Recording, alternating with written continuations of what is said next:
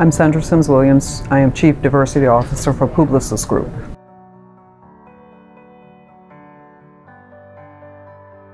When I actually previously worked for Digitas, and when we were acquired, we talked about Vive la différence as being the mantra for Publicis Groupe.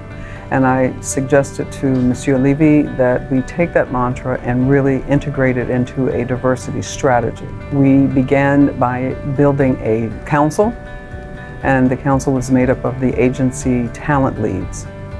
The talent leads set the agenda for what that strategy will be for every year. We have grown certainly over these last 10 years and have added just about every agency. Certainly some of the work that we've done with our BRGs has become international, but for the most part it's the US. We have grown in that we started with diversity and inclusion, but we are now, and have been for the last 4 years, talent engagement and inclusion. And the reason for that is, as years would progress, you can tell that if we keep talking to ourselves in separate groups, nothing will change. So it was at that point that we decided talent engagement, meaning everyone, needed to be at the table in order for things to change. One of the things that we actually are proud of is that once the idea of the Power of One came out, we were a little bit on the giddy side because we had already started that. We started that by bringing the agencies together. We had some naysayers, but we have built this on the backs of absolutely the Power of One, bringing everyone together to make decisions about how diversity and inclusion, now talent engagement and inclusion, is working for our agencies. Now, part of this is setting the strategy for all of the agencies to sort of come to the table. Everybody is not at the same point. This is sort of a menu, and they can choose from that menu, and they can work that menu for their agency at the point where they are. You have to meet people where they are, so we had to meet our agencies where they were. The good news is that Publicis Groupe has supported financially as well as resources to grow the work that we've done. We have grown every year about 20% in terms of the work and the financial support.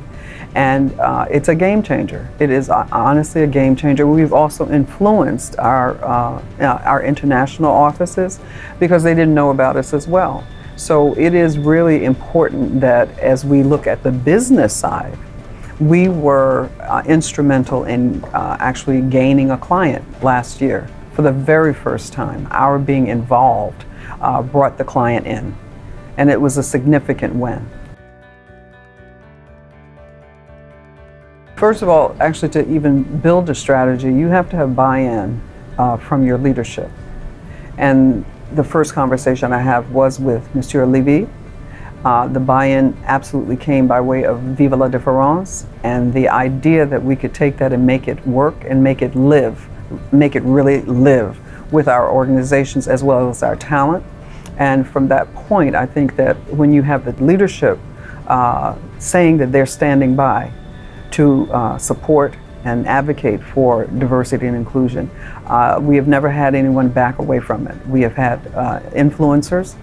We have a CEO roundtable every year, and that is a promotion to our CEOs to come, have conversation, to be educated, to be involved, so that they too can belong, actually. So it has been successful in that. We are not perfect.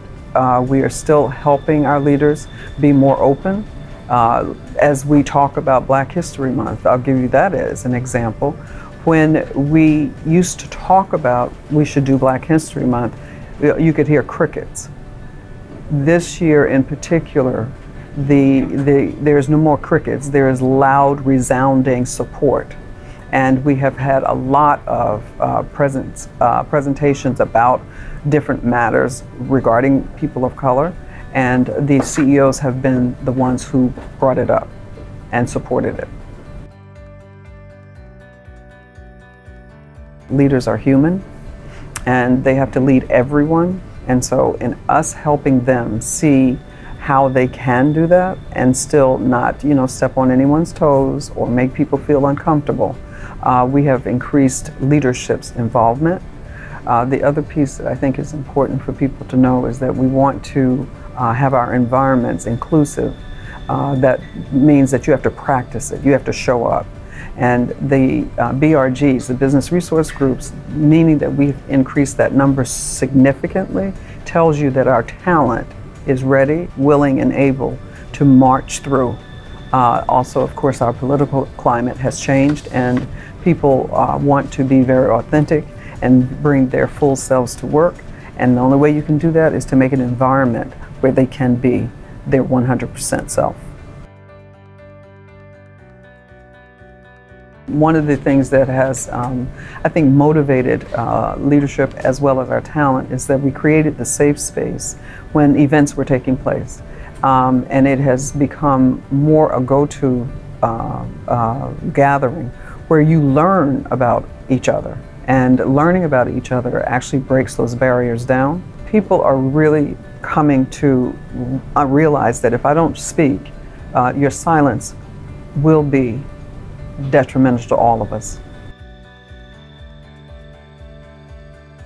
When you talk about the business imperative for diversity and inclusion, everyone runs to the fact that if we have a diverse environment, we will increase the revenue. That is true. But you cannot have a diverse environment unless it is an environment that will nurture and increase the feeling that I belong. And so when we started the strategy for D&I, we started on retention. Retention is about the people who are already there. They are indeed our best billboard, and they are the ones who will go out and market for people to actually come. And so we started with making sure that the people who are already here feel like this is an environment they want to progress and be supported and sustained here.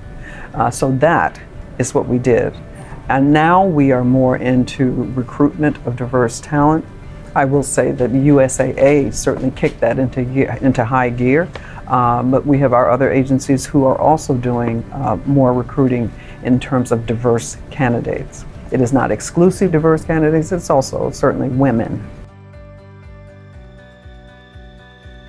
Two ways in which we are increasing diversity recruitment has to do with the multicultural talent pipeline, which was initially held by the Publicis Media Group, but we are now spreading it across all of the hubs, and we will be doing that in the fall.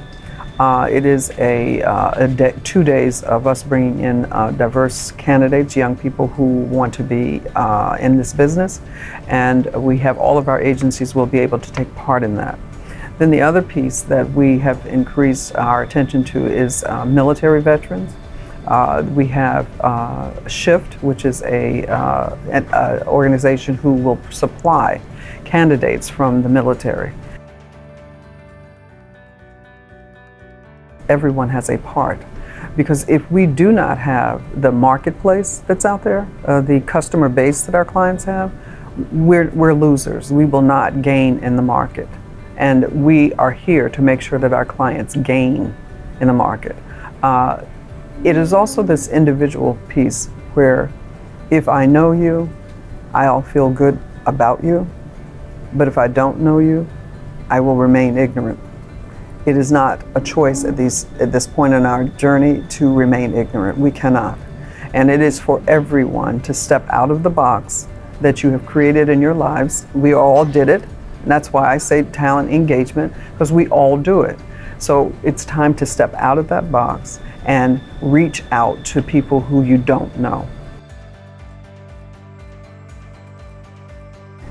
Candidates, when they come in, usually in most of our agencies, they will see the Talent Engagement Inclusion quarterly newsletter in its hard copy form in reception. If they don't see it there, they may see it also in the HR department. We create that so that all of our agencies, our talent, our leaders have awareness of all the things that are being done across the U.S. in all of the different agencies that support the diversity that we want and desire. If you go through that magazine, that newsletter, in fact, I had someone tell me that they made their decision in the reception area because they saw that newsletter. So I think that we're doing some good things and great things that will embrace everyone, and as they read it, they can tell that we're in this for the long haul. We're in this for us, and we're in this for our clients and our talent. So last year, our CEO, Maurice Levy, signed a pledge for the CEO Action for Diversity, which at the beginning was about 75 CEOs in the U.S. who were signing on to pledge that they are going to be active in diversity and inclusion. Monsieur Sardon has also signed on, and this action is really to get more CEOs to speak up, stand up, and support D&I in your organizations. And those are our clients. As I speak to you now, there are 380 CEOs that have signed this pledge. And it requires, part of it is to produce unconscious bias workshops in your organizations. So again, if people see that there's a schedule for unconscious bias, you should go. Some believe that you can do this online, but unconscious bias is something you have to actually talk about. So I would encourage people to do that because our clients are looking for it. They are not hesitating, and they're also waiting for us to say something. So we have to be courageous and bring it to the table.